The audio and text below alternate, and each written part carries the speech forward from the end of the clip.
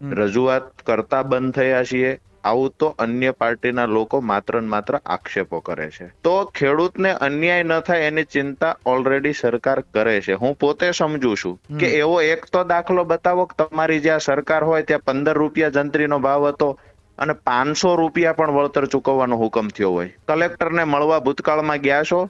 શાંતિથી બેસીને વાત કરી છે? યોગ્ય રજૂઆત થઈ છે ખરી? તો નથી થઈ. કે જે ખેડૂતોની માંગણી છે એ મુજબનું વળતર ભૂતકાળમાં પણ ચૂકવાયું છે.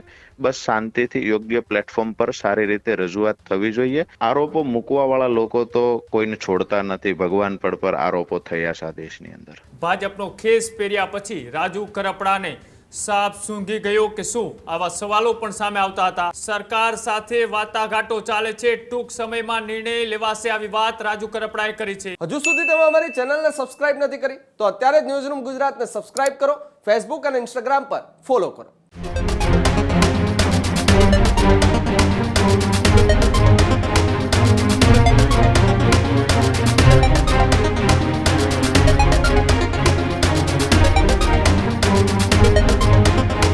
આગળ વાત કરીએ બીજા મહત્વપૂર્ણ સમાચારની, તો જે રીતના ગુજરાતના અનેક વિસ્તારોની અંદર પ્રાઇવેટ કંપનીઓ દ્વારા હાઈ ટેન્શન લાઇન નાખવામાં આવે છે. હાઈ ટેન્શન લાઇનના વિવાદમાં રાજુ કરપડા એ સવાલોના ઘેરામાં છે. ભાજપનો ખેસ પહેર્યા પછી રાજુ કરપડાને સાપ સૂંઘી ગયો કે શું? આવા સવાલો પણ સામે આવતા હતા. ત્યારે ખેડૂતોએ સોશિયલ મીડિયા પર રાજુ કરપડાને પણ સંભળાવ્યું હતું. આરોપ અંગે ન્યૂઝરૂમ ગુજરાત પર રાજુ કરપડાએ પ્રતિક્રિયા પણ આપી. હાઈ ટેન્શન લાઇનના વળતર મુદ્દે રાજુ કરપડાએ અંતે જવાબ આપ્યો છે. સરકાર સાથે વાટાઘાટો ચાલે છે, ટૂંક સમયમાં નિર્ણય લેવાશે, આવી વાત રાજુ કરપડાએ કરી છે.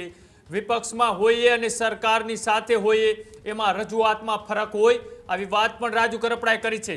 રાજુ કરપડા કે જેઓ આમ આદમી પાર્ટીમાં જ્યારે હતા ત્યારે હાઈ ટેન્શન લાઇનને લઈ એ કચ્છનો વિસ્તાર હોય, ધાંગધ્રા કે પછી મોરબીના આસપાસના વિસ્તારો હોય, એ તમામ જગ્યાએ તેઓ ખેડૂતોના મુદ્દે લડત આપતા જોવા મળતા હતા. એ જે વાત હતી કે સરકાર આના પૂરતા વળતરની જાહેરાત કરે અને જે લડત લાંબા સમયથી ચાલતી હતી. ત્યારબાદ રાજુ કરપડાએ ભારતીય જનતા પાર્ટીમાં જોડાયા. ભારતીય જનતા પાર્ટીમાં જોડાયા પછી રાજુ કરપડા તમામ મુદ્દાઓને સાઈડમાં રાખી દીધા કે પછી હજી આની લડત ચાલુ છે? આવો સવાલ એ ખેડૂતો દ્વારા સોશિયલ મીડિયામાં લાંબા સમયથી કરવામાં આવતો હતો. જે એ આંદોલન અને વિરોધ પ્રદર્શન કરવામાં આવતું હતું, રસ્તા ઉપર ઉતરી, અને એ તમામ જે વિરોધ પ્રદર્શનો કેમ હવે ભાજપમાં જઈને અટકી ગયા તેવા પણ સવાલો રાજુ કરપડાની સામે કરવામાં આવતા હતા. પણ આ તમામ મુદ્દાઓ જે ચર્ચાઈ રહ્યા હતા તેની વચ્ચે રાજુ કરપડાએ અંતે આ તમામ મુદ્દાઓનો સોશિયલ મીડિયામાં જે ચર્ચા ચાલી રહી છે તેનો અને જે હાઈ ટેન્શન લાઇનનો જે વિવાદ હતો તે તમામનો ન્યૂઝરૂમ ઉપર તેઓએ ખુલાસો કર્યો છે. પ્રતિક્રિયા આપતા તેઓએ શું કહ્યું છે આવો તે પણ જોઈએ.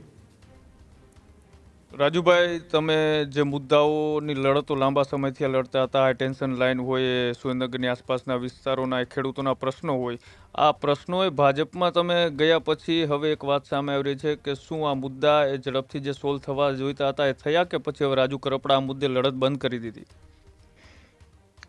મેં પહેલેથી કહ્યું છે, ખેડૂતો માટે પહેલા પણ લડતો હતો, વિપક્ષમાં હતો તો આંદોલનોના માર્ગ થકી લડતા હતા, આંદોલનો થકી રજૂઆતો કરતા હતા. અમે જ્યારે સરકારનો એક હિસ્સો બન્યા છીએ તો સ્વાભાવિક છે કે રજૂઆતની રીત બદલાણી હોય. રજૂઆત કરતા બંધ થયા છીએ, આવું તો અન્ય પાર્ટીના લોકો માત્ર ને માત્ર આક્ષેપો કરે છે. બાકી મહત્વની વાત એ છે કે ભૂતકાળમાં પણ જ્યારે પણ ખેડૂતો પર ખેડૂતોની માંગણીઓ સંતોષાણી નથી ત્યારે રજૂઆતો કરી છે. રજૂઆતની રીત બદલાણી છે, પણ ખેડૂત હિતમાં નિર્ણય ભૂતકાળમાં પણ સરકારે લીધો છે. અને અત્યારે જે ધાંગધ્રાના મુદ્દે જે છેલ્લા 4-5 દિવસથી રજૂઆતો ચાલે છે, જે વિડીયો પણ જોવા મળે છે, ક્યાંય ને ક્યાંય મને એવું લાગે છે કે 2021માં પણ અત્યારે જે લોકો આરોપો કરે છે, અન્ય પાર્ટીના લોકો આરોપો મૂકે છે, સરકાર પર આરોપ મૂકે છે, પોલીસની દમનગીરીની વાતો કરે છે, રાજુ કરપડા મૌન થઈ ગયા વાતો કરે છે, તો 2021માં જે મોરબીની અંદર જે વળતર ચૂકવાયું હતું, જ્યાં 15 રૂપિયા જંત્રીનો ભાવ હતો, 1003 રૂપિયા સુધીના વળતર ચૂકવાયા પર મીટર. તો આ લડાઈ પણ અમારી ટીમને અમે જ લડ્યા હતા. એની પહેલા કચ્છની લાકડિયાથી બરોડાની વાત કરીએ તો ત્યાં પણ જે ઓર્ડરો થયા હતા 15 રૂપિયા 17 રૂપિયા જંત્રીનો ભાવ હતો, તો એ વખતે પણ 1050 રૂપિયા પિયત વિસ્તાર બિન પિયતમાં 950 થી લઈને 1000 રૂપિયા સુધીના વળતર આપ્યા હતા. મુદ્દાની વાત એ છે કે આજે ખેડૂતને ઉશ્કેરવા માટે જે લોકો નીકળ્યા છે એમને કહીએ છીએ કે ભૂતકાળમાં ભારતીય જનતા પાર્ટીની સરકારે જ ખેડૂતોને વળતર ચૂકવ્યું છે. આવનાર સમયમાં જે અત્યારે ધાંગધ્રાની વાત ચાલે છે તો એના માટે ગઈકાલે મુખ્યમંત્રી શ્રીને મળ્યા છીએ, એની પહેલા કૃષિ મંત્રી શ્રીને મળ્યા છીએ, અહીંયા સંગઠનને સાથે રાખી ધારાસભ્યને સાથે રાખીને જે મહત્વની ચર્ચા થતી એ કરી છે. મુખ્યમંત્રી શ્રીએ તો કલેક્ટર સાહેબને ફોન કરી અને ખેડૂતના હિતમાં નિર્ણય લેવા પણ કહ્યું છે. આજ કે કાલમાં ખેડૂતો સાથે, ખેડૂત આગેવાનો સાથે કલેક્ટર પોતે મીટિંગ યોજવાના છે. તો ખેડૂતને અન્યાય ન થાય એની ચિંતા ઓલરેડી સરકાર કરે છે. હું પોતે સમજુ છું કે જ્યારે હાઈ ટેન્શન લાઈન પસાર થતી હોય તો ખેડૂતની જમીનની કિંમત ઘટે છે તો એને વળતર મળવું જોઈએ. જે અત્યારે વળતર મળે છે 382 રૂપિયા 400 રૂપિયા પર મીટર વળતર ચૂકવવાની વાત છે. ખેડૂતોની માંગણી છે કે 979 રૂપિયા મોરબીમાં મળ્યું એ વળતર મળવું જોઈએ.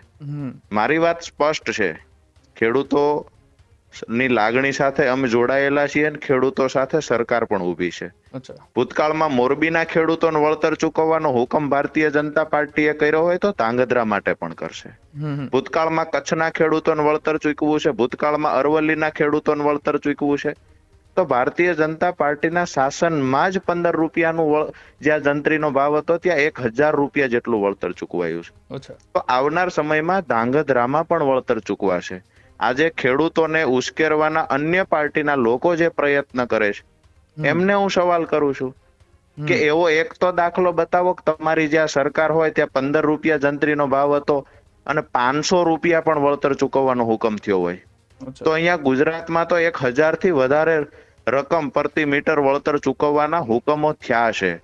તો ક્યાંય ને ક્યાંય ખેડૂત હિતમાં જે સરકાર નિર્ણય લઈ રહી છે, લોકોને ખબર છે, અન્ય પાર્ટીના નેતાઓને ખબર છે કે સરકારની કલેક્ટર સાથે વાટાઘાટો ચાલે છે, ખેડૂત આગેવાનો સાથે વાટાઘાટો ચાલે છે, ખેડૂત આગેવાનોને બોલાવવામાં આવે છે, કંપની સંચાલકોને બોલાવવામાં આવે છે, મીટિંગો થઈ રહી છે. આવનાર સમયમાં ખૂબ સારો ખેડૂત હિતમાં નિર્ણય લેવાશે. અચ્છા, એટલે રાજુભાઈ તમારું ડાયરેક્ટલી કેવું એવું છે કે જ્યારે વિરોધ પક્ષની અંદર પાર્ટીમાં હોય ત્યારે રસ્તા ઉપર ઉતરીને વિરોધ કરવો પડતો હોય છે, જ્યારે સત્તાધારી પાર્ટીમાં હોય ત્યારે ઓફિસમાં અધિકારીઓ નેતાઓ સાથે બેસીને આનો નિર્ણય કરવાનો હોય છે. અત્યારે એ રીતનો અત્યારે નિર્ણય ચાલી રહ્યો છે એવું કેવું? દરેક બાબતમાં રોડ પર ઉતરવું જરૂરી ન હોય અને રોડ પર ઉતરે દેખાય એવું અત્યારે લોકોનું માનવું છે. સ્પષ્ટ વાત એ છે કે માત્ર વિડીયો બનાવવાની વાત હોય. અમે કાર્યક્રમો એવા અનેક કાર્યક્રમો કર્યા છે જેમાં 5% કાર્યક્રમના વિડીયો બન્યા હશે. 2021માં રાજુ કરપડા ને એની ટીમ રાણેકપર ગામની મીટિંગ થી શરૂઆત કરીને પરિણામ મળ્યું ત્યાં સુધી 1.5 વર્ષ લડ્યા છીએ. એક વિડીયો એમને બનાવ્યો. ખેડૂતોને સંતોષકારક વળતર મળ્યું છે. તો વિષય એ છે કે તે દિવસે હું વિપક્ષમાં હતો તો દરેક મુદ્દે માત્ર ને માત્ર રોડ ઉપર ઉતરી ખેડૂતોને ઉશ્કેરવાનું કામ ન કરવું જોઈએ. ખરેખર વિપક્ષમાં રહેલા લોકોએ પણ સરકારમાં રજૂઆત કરી છે, એક લેટર પણ લખ્યો છે ખરા? તો નથી લખ્યો. કલેક્ટરને મળવા ભૂતકાળમાં ગયા છો, શાંતિથી બેસીને વાત કરી છે, યોગ્ય રજૂઆત થઈ છે ખરી? તો નથી થઈ. વાત એટલી છે કે 1000-2000 ખેડૂતોને ભેગા કરી ખેડૂતોને ખોટી દિશામાં લઈ જવા, ગેરમાર્ગે દોરવાનું અને ઉશ્કેરવાનું જે લોકો કામ કરતા હોય, અન્ય પાર્ટીના લોકો કામ કરતા હોય, મેં એક નાનકડો સવાલ પૂછ્યો. જે વળતર ગુજરાતમાં ભારતીય જનતા પાર્ટીએ ચૂકવ્યું છે એ વળતર અન્ય રાજ્યમાં જ્યાં બીજી પાર્ટીની સરકાર હોય ત્યાં ચૂકવાય છે ખરા? જો હોય તો મીડિયાના માધ્યમથી દાખલાઓ આપે. અચ્છા રાજુભાઈ, આ તમે જે આખું જે ખેડૂતોની વાત એ સરકાર સુધી પહોંચાડવાનો પ્રયત્ન કર્યો હતો, જે પ્રાઇવેટ કંપનીઓ આ રીતના જે હાઈ ટેન્શન લાઈન નાખે છે, કેટલી આશા છે કેટલા સમયની અંદર આ ખેડૂતોને વળતર મળી જશે? મારું સ્પષ્ટ માનવું છે કે હાલ 382 રૂપિયા સુધીના વળતરના ઓર્ડરો કરવા માટે તૈયાર છે. અને જે કલેક્ટર શ્રીને મુખ્યમંત્રી સાહેબે ડાયરેક્ટલી અહીંયા આ આખી જે ઘટના છે એના પર ધ્યાન કેન્દ્રિત કરી અને કલેક્ટર શ્રીને ત્યાંથી જાણ પણ કરી છે. ખેડૂત આગેવાનો સાથે મળી અને એના જે પ્રતિનિધિઓ છે એની સાથે મળી, ધારાસભ્ય શ્રી સાથે મળી અને કંપની સંચાલકોને બોલાવી અને વધારાનો હુકમ કરવાના 100% પ્રયત્ન થશે. મારું પહેલા પણ કેવું એ હતું, ખેડૂતોની સાથે મારી પણ લાગણી જોડાયેલી છે અને મને પૂર્ણ ભરોસો છે કે જે ખેડૂતોની માંગણી છે એ મુજબનું વળતર ભૂતકાળમાં પણ ચૂકવાયું છે. બસ શાંતિથી યોગ્ય પ્લેટફોર્મ પર સારી રીતે રજૂઆત થવી જોઈએ. અને અહીંયાથી માનો કે સુરેન્દ્રનગરથી અમદાવાદ પહોંચવું છે તો 2 કલાકનો રસ્તો છે. હવે કોઈ આવીને એવું કે 2 કલાક શા માટે પસાર થાય? એક સિસ્ટમથી ચાલવું પડે, એક ચેનથી ચાલવું પડે. ભૂતકાળમાં પણ જ્યારે વળતર ચૂકવાયા છે, જે દાખલા આપવામાં આવે છે મોરબીના, કચ્છના, જે ઓર્ડરો બતાવવામાં આવે છે, એમાં પણ 1.5-2 વર્ષ જેટલો સમય લાગ્યો હતો. તો મહત્વની વાત એ છે કે કંપની સંચાલકોને પણ બોલાવીને ત્યાંની જમીનની કિંમતને ધ્યાને રખાવી, ભૂતકાળમાં જે ચૂકવાણા છે એ ઓર્ડર, એની સાથે આવનાર સમયમાં આ જમીનની, આ ખેતરની કેટલી કિંમત ઘટી શકે એવું છે, શહેરી વિસ્તાર કેટલો દૂર છે, ડેમ, જીઆઈડીસી કેટલું દૂર છે, ભવિષ્યમાં જમીનની કિંમત કેટલી વધી શકે એવું છે, આ બધું ધ્યાને રાખી એક એક ખેડૂતની વળતર ચૂકવવામાં અન્યાય ન થાય એના માટેનું આખું આયોજન થતું હોય છે. હવે આપણે માનીએ 5 દિવસ 7 દિવસમાં નિવેડો આવી જવો જોઈએ તો સ્વાભાવિક છે કે એટલું ઝડપથી ન થઈ શકે. અચ્છા રાજુભાઈ, છેલ્લો સવાલ, 2 સવાલ છે મારા. છેલ્લો સવાલ એ કે રાજુ કરપડા જે માંગ અને જે પૈસા મળવા જોઈએ વાત લઈને નીકળ્યા હતા એટલી જ ખેડૂતોને રકમ મળશે? અને બીજો સવાલ એ કે રાજુ કરપડાએ પક્ષ બદલ્યો એ રીતના તેમના તેવરો બદલાવ્યા એવી વાત લોકો કરી રહ્યા છે કે રાજુ કરપડા હવે જે તેવરથી એ લોકોના અવાજ ઉઠાવતા હતા એમાં ક્યાંક ને ક્યાંક તેઓ અત્યારે નરમાઈ ભર્યું તેમનું વર્તન છે, એને શું કહેશો? આરોપો મૂકવા વાળા લોકો તો કોઈને છોડતા નથી. ભગવાન પર આરોપો થયા છે આ દેશની અંદર. એટલે વ્યક્તિગત વિચારો, વ્યક્તિગત મંતવ્ય હોઈ શકે. મારું માનવું સ્પષ્ટ છે, ખેડૂતો માટે ભૂતકાળમાં પણ બોલ્યા છીએ અને જ્યાં ખેડૂત સાથે અન્યાય થાય ત્યાં મને પૂર્ણ ભરોસો છે કે સરકારમાં જ્યાં યોગ્ય પ્લેટફોર્મ પર રજૂઆત કરીએ છીએ તો સરકાર ખેડૂતોના હિત માટે નિર્ણય ચોક્કસથી લે છે. ભૂતકાળમાં પણ લીધો છે, અત્યારે પણ વળતર બાબતે ભારતીય જનતા પાર્ટીની સરકાર ખેડૂતોની સાથે છે. એટલે જે તમે માંગ લઈ નીકળ્યા હતા, જે પૈસા રકમ મળ્યું છે એટલી રકમ ખેડૂતોને મળશે ખરા?